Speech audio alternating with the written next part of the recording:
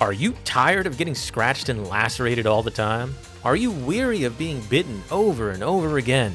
Are you done with being devoured by hordes of the undead? Well, I'm Captain Gold, and this is the gold standard comprehensive combat guide for Project Zomboid. And in this video, I'll be showing you the art of war, so that you may be able to conquer your Zomboid enemies with ease. By the end of this guide, you'll be a one-man Zed-killing army who doesn't afraid of anything. No matter what build of Zomboid you're playing, this guide will serve you well. So with that said, let's go ahead and get to boot camp.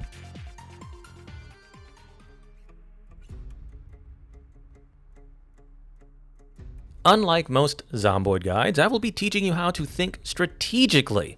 It's one thing to know how to fight, it's another thing entirely to know when to fight and how to precisely fight each individual battle.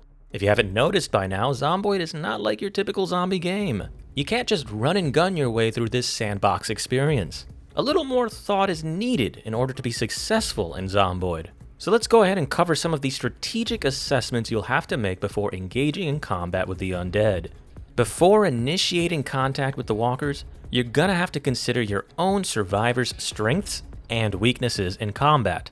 Is your survivor better with guns or melee? How long can your character fight? Is multi-hit on or off? You'll have to consider the type of undead you'll be confronting, along with the strength or literal size of their forces or hordes. Fast shamblers are definitely different than sprinters, and large hordes are always going to be harder to deal with than smaller groups. Keep track of what resources you have available to you that can be utilized for combat operations. Do you have guns? Melee weapons? A way to start a fire? Do you know the terrain? Do you have escape routes planned along with alternate routes of escape? Does the terrain permit the use of fire? Is it safe to use guns in that area? You can learn the map by visiting the open-sourced Project Zomboid map website. You can also check out the town tour guide I made on my channel. If you're going to go to a new town, consider doing some recon first. You're going to want to take into account what the weather will be like, so try to get your hands on a radio with the emergency broadcast frequency on it. Try to avoid fighting in inclement weather. It's an easy way to get lost, suddenly surrounded, or surprise attacked. Last of all, you need to calculate whether or not the risk of combat and the expenditure of resources that accompany such an endeavor is worth it or not. If your return on investment is minimal and the risk and cost is high, don't undertake such an operation. You want to aim for low-risk, high-reward engagements. You're also going to want to be realistic of what you can accomplish, and you don't want to rush anything. The enemy can afford mistakes. The enemy has a nearly endless supply of troops. You, on the other hand, only need to make one mistake to end your run. One scratch, one laceration, one bite, one wrong turn, one moment of tunnel vision, one moment of overconfidence or complacency. And just like that, you're one of them. It truly is as Sun Tzu wrote, "Know thy enemy and know thyself. 1,000 battles, 1,000 victories."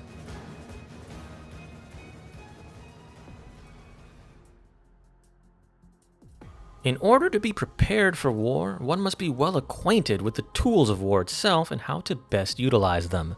Short blades are best used for stealth kills and as a last resort. Short blunts are also used best as a last resort. Early on in your playthrough, the saucepan and frying pan are excellent weapons, but as soon as you can, get something better. Long blunts, spears, and axes are your primary melee weapons. If you level up maintenance, spears can be incredibly deadly. They have amazing one-shot potential, have the best range of any melee weapon, and they're incredibly easy to craft.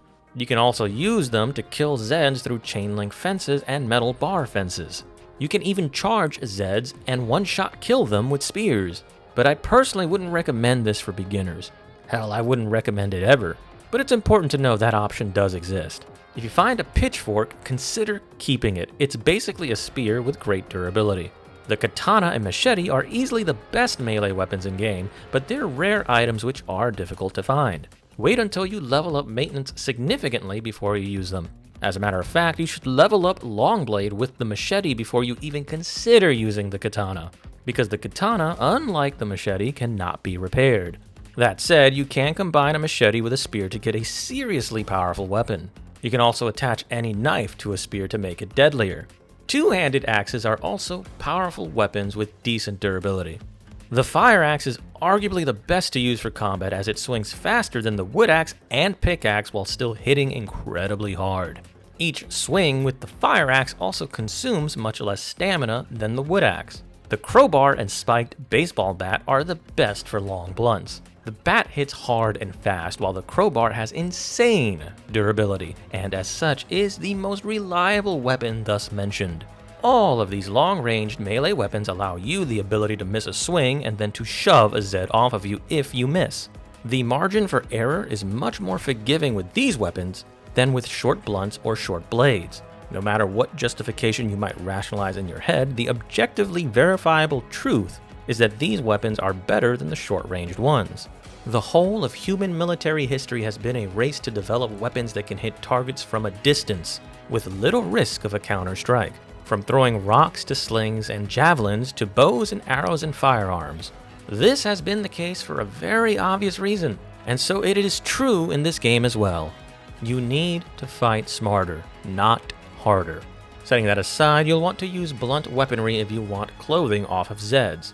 That is because bladed weapons will damage the very clothing you're trying to acquire.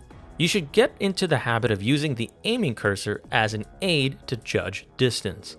Fight with the profile of your character facing the screen. It's much easier to judge distance this way. When it comes to guns, you're gonna need to consider the amount of ammunition you have per mag. What is the fire rate? What's the range? What's your aiming level at? How fast can you reload? All of these are important questions to ask yourself. Shotguns are best for low-level survivors, and they're also always the best for dispatching Zeds which are tightly grouped together. If you want to lower the carry weight of your shotgun, just saw it off. Sure, you'll lose some range, but who the fuck uses a shotgun for sharpshooting? Also, the JS2000 is the best shotgun due to the number of shells it holds. The sawed-off version of this gun also shoots an additional pellet, so it technically does a little more damage, and it does marginally better with knockback.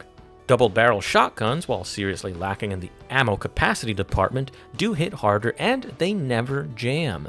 The 9mm pistol is perhaps the best handgun in the game due to its magazine capacity and range, although an argument could be made for the M1911 due to its damage and knockback. Revolvers are nice in the sense that you don't need mags in order to load them. They're also incredibly reliable because they never fucking jam. The M16 is arguably the best rifle, hands down, however it is super rare and takes skill to use optimally. It's fully automatic and can be switched to single fire mode. But given its rarity, you'll probably end up sticking with the M14. If you're worried about noise, stick with handguns. Take the JS2000 as an example. The noise radius made from this shotgun reaches 100 tiles. The 9mm on the other hand only produces sound that covers 50 tiles. Even the Desert Eagle or the DE pistol only has a noise radius of 70 tiles. When shooting your firearms, don't move. It severely affects your accuracy. If you have a gun jam, hold the R key for the weapon wheel. Simply clear the jam this way. It's much faster than right-clicking the weapon in your inventory. You could also just press the X key. Aim the cursor just behind the Zed you plan on capping. This is the best way to ensure that your shot lands. Never attach your rifles or shotguns to your back. Manually equip them into your hands from your inventory. Keep your melee weapons on your back, this way you can quickly switch to them if reloading is not a safe option. Sure, you might end up slightly encumbered, but that doesn't really matter. The point is to swing and gain some distance so that you can use your gun again. When ammo runs out, throw the gun into your bag and that trusty melee weapon on your back will still be there when you need it. When possible, give these boomsticks attachments, that way you can improve their killing proficiency.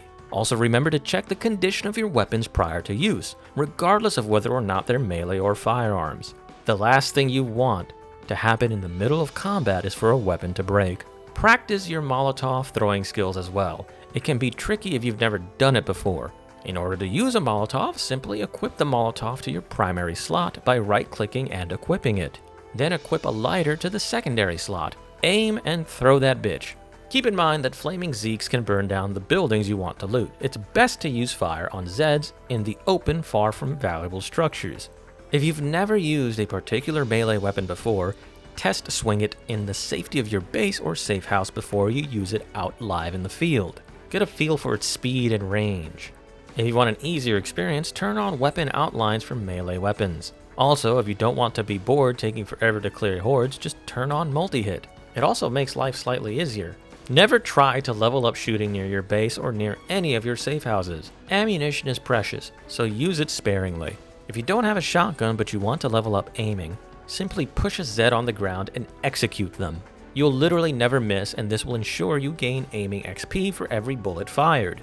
Practice reloading if you have nothing to do during inclement weather or during long nights. A high reload level will save your life. If you're playing as an engineer, mess around with the unique craftable items an engineer can utilize. If you can throw a Molotov, you'll be able to use the engineer's throwable weapons just fine.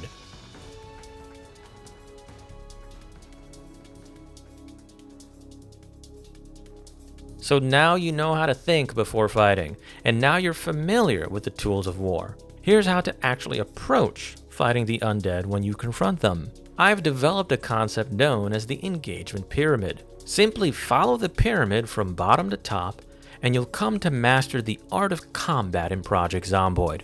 If possible, avoid fighting the undead. It preserves stamina, ammunition, and weapon condition. It is the lowest risk option and could also potentially reward you greatly. If that's not possible, lead them fuckers somewhere else, meaning that you should kite them to another location.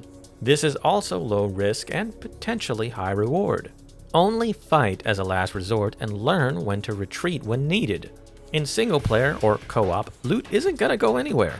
You can always get it later. Prioritize your safety first. Oh, and just in case you need an example, simply retreat when these two moodles appear on your screen.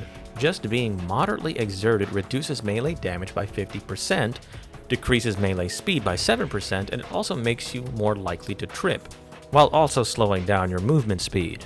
And simply being drowsy is enough to decrease melee damage by another 50% while reducing your cone of vision and your rate of stamina recovery. Now add a common moodle like panic and you'll come to see why being drowsy and moderately exerted is enough to warrant a retreat of some sort. All things being considered, if you just follow this progression chart, you'll come to rule all of Knox County. You will literally have the wealth of the chiefs and kings of 1,000 kingdoms at the palms of your hands. It really isn't that complicated.